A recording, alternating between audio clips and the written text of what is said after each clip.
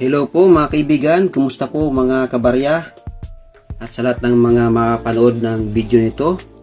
Maraming salamat po sa pagtanggilik at suporta ng aking channel. At sa mga hindi pa po nakapag-subscribe ay subscribe na po kayo. At ang mga pag-uusapan natin ay tungkol sa presyo at kung anong coin yung mga nasa circulation at pwede nyong ikolekta. May value at common. Ingat po lagi mga kasama kasi may bagong virus na kumakalat sa COVID-19. Tayo po ay mag-ingat upang tayo wag magkasakit at mahawa.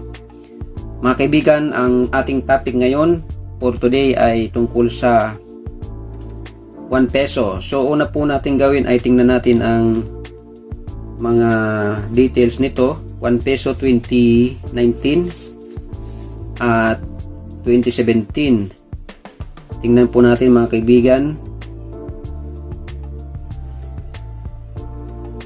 Yung atin pong 1 peso NGC, New Generation Currency, ay 2 taon lang po.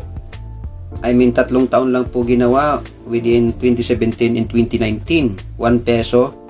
At lahat po yun ay nickel plated steel. Ibig sabihin magnetic po siya. 6 grams. Ayan po yung kanyang mga details ng numista. Makikita nyo dyan. 2017, 2018 at 2019. So alin nga po ba sa tatlong yan ang pinaka hard to find sa NGC series? So tingnan po natin yung frequency ng tatlong year na yan. Pag nasa groups ka po, pinag-usap-usapan nila yung mga year na yan, 2017, 2018 at 2019. So ang pag-uusapan po natin mga kasama ngayon ay ang 2017 at 2019. So yung 2017 po ang frequency 10%. Mayroon siyang record si Mista ng 77.03 uncirculated. The mint mark is near to the word mark o si Rizal. Ayan po. So may mga tinatawag po sila dyan na high mint mark, low mint mark. So kaya maraming nalilito mga kaibigan. So ang sunod natin gagawin ay tingnan natin yung sa 2019. Kasi 2019 ang ating pag-uusapan ngayon. Yung 2019 po na NGC series. Ayan po. The mint mark is near the word mark Jose Rizal is 3%. The mint mark is near the word mark peso is 8%. So yung pong BSP na 2019, yung 3%, yan po yung 2019 low mint mark. Ito pong 8% ay high mint mark. EU, may EU po siya, 50.77. Dito sa 2019 na 3%, wala pong nakalagay si Mista. So, punta po tayo dun sa ating coins, sa mga nakuha natin. At mayroon po akong ipakikitang mga error pa sa 2019 NGC series. Let's go! Continuous po tayo. Ayan po yung makikita nyo sa camera, yung aking mga coins na nahunt. Ito po yung 2019 low mint mark. Ito po yung 2019 low mint mark. Tapos siya po ay mayroong error, yung 4 na piraso. So mayroon pa akong 12 pieces na low mint mark na walang error. 4 na piraso na may error. At ito po yung 2017. So I'm so lucky dahil meron akong isang 2017, which is masasabi ko ito na po yung pinaka hard to find or hard to find sa mga NGC series na 1 peso. So tingnan po natin. Ito po yung aking mga 1 peso low mint mark. Paano ko nasabing low mint mark yung mga kasama? At ito po naman po yung aking mga error coin. Yan. So, paliwanag po natin kung paano naging low mint mark. Paano siya naging low mint mark? Ito pong 2019 na 1 peso. Ayan po yung year. Ayan. Tapos, ito po yung mint mark niya. O si Rizal. Pag low mint mark po, dito po nakalagay yung mint mark. Yan po. Pag high mint mark po dito po sa may peso. Yan. Yan po yung low mint mark na peso 2019. So, kung mayroon kayo niyan, ay semi hard to find po yan. So, mayroon po ako dito 12 pieces na walang error. Ayan po yung likod niya, waling-waling. Ayan, siguro po alam niyo na po yung mga details regarding sa coin na ito. At yan ay segmented rated edge. Ayan, mga kaibigan. So, ayan po yung aking 2019 1 peso low mint mark. So, yung isa po nito ay high mint mark, mga kaibigan. So, wala pa ako ditong hawak na high mint mark. So, sabi ko na kung saan yung low at high mint mark. So, semi hard to find po yung low mint mark. At ang high mint mark po na 2019 1 peso ay common. So, punta naman po tayo dito sa aking error coin. Yan po mga kaibigan ang aking 1 peso 2019 low mint mark. May error pa. Double die or yung tinatawag na DDO. DDO double die averse. Yan po. Pakikita ko po sa inyo para mas malaman ng mga karamihan at mga bago kung ano yung DDO o double die or may doubling. So, isum po natin. Ito po yung aking coin number 1. So, sana makita nyo ang aking unang-una po dito po sa peso. Ayan po, makikita nyo sa peso. Ayan. Tingnan yung piso sa loob, mayroong doubling. Yung parang may guhit. Ayan po. Tapos, pangalawa po ay sa bibig. Ayan po yung bibig, parang mayroong nakalagay na bakal sa bibig niya. Pumantay na yung kanyang lips. Sa may gitna ng lips. Ayan. Dito po sa may tenga. Ayan o, may nakitang-kita o. Ayan o, may doubling siya. Tapos dito po sa may leeg. Ayan. Yan po yung error ng aking coin number 1. Low mint mark 2019. Ayan po.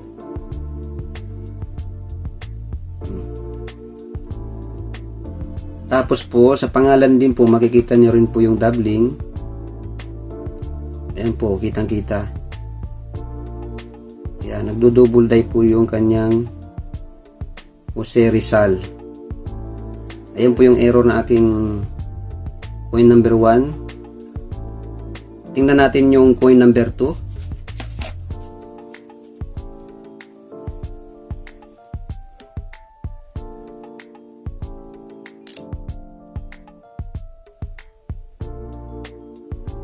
Ayan po yung coin number 2. Kitang-kita po yung Jose Rizal, may doubling. Ayan po. Tapos tingnan natin yung pangalan na peso. Ayan po, may doubling po siya. Oh. Ayan. Tapos itong tenga niya. Meron din po. Oh. Ayan o, kitang-kita po yung doubling sa may mula dito sa may lieg, batok, tenga. Ayan po yung double die or doubling or tinatawag na double die averse. Pero hindi naman po lahat ng parts may double. Ayan po. Ito po yung coin number 3. Tingnan natin dito sa pangalan ng peso. Ayan po, kitang-kita mga kaibigan yung double die sa pangalan ng peso. Ayan. Ito po, grabe po ang pagka-double nito. Ayan po, makita nyo dyan sa guhit ng 1.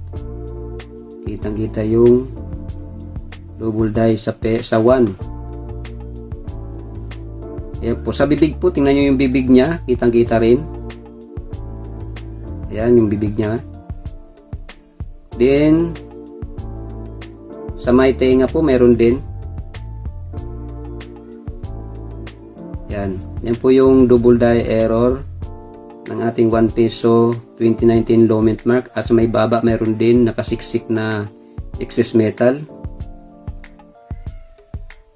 Tapos titigan nyo po yung pangalan ng Jose Rizal. Ayan, meron pong double die siya. Sa number 4 po,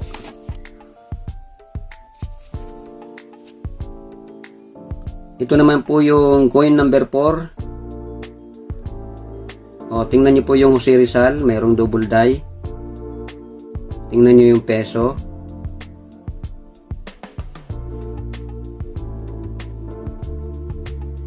Mayroon din po yung peso, double die.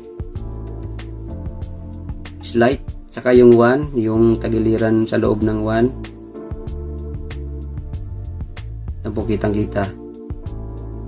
Tapos makikitang-kita mo sa may tenga. Ayan po. Ito po yung aking 2019 low mint mark error coin. So, 4 po siya.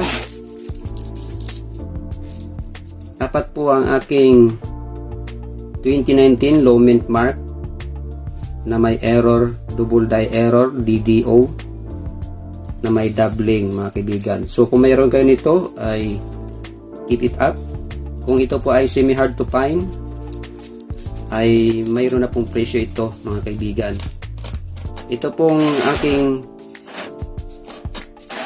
2019 low mint mark ay 16 piraso. May 4 po dyan na error. So kung ito pong low mint mark 2019 1 peso, ang isa po nito ay naabot na ngayon ng ng 50 pesos isa. 20 to 50 pesos po ang isa nito. So dahil may error siya, ay masasabi ko na hindi na to po 50 pesos. Around 50, 60, 70, 80 pesos isa kung may error po siya. So alam ko maraming makakakita ng ganitong error, kaya kung sobrang dami ng may error ay magiging common na po ito. So sa ngayon, diyan pa rin po tayo sa 50 pesos, 70, 80 kung mayroong error. Pero kung common na low mint mark na 2019 1 peso, around 20 pesos to 50 pesos pong isa. Yung 20 pesos po ay wala naman pong damage. Ang palit po ay 20 to 50 pesos. Ayan po. Ayan po yung aking 2019 1 peso low mint mark na semi hard to find. So silipin po naman natin yung ating 2017 1 peso. So ito po yung pinahirapan na akong hanapin tong anong to 1 peso na to. Ayan po. Buksan po natin, mga kaibigan, para masilayan ng karamihan ang 2017 1 peso.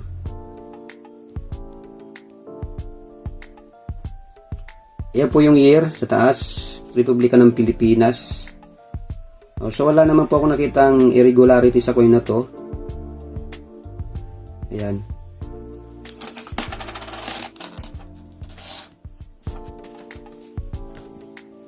Mga kaibigan, nandiyan yung mint mark. So yung 2017 po ay nasa low mint mark. Pag ang mint mark na bago nandito, magkakaroon po ng panibagong findings. Wala pong error siya at same lang naman po siya ng kamukha po ng ng 2019. Segmented rated edge pa rin naman siya. At sa likod, waling-waling. So nandiyan yung logo ng Pilipinas. So ang masasabi ko sa 2017 1 peso po in comparison to 2019, ang 2017 po para sa akin ay napakahirap hanapin. Bakit po? 1 month na ako naghahanap nito, isa lang nakita ko.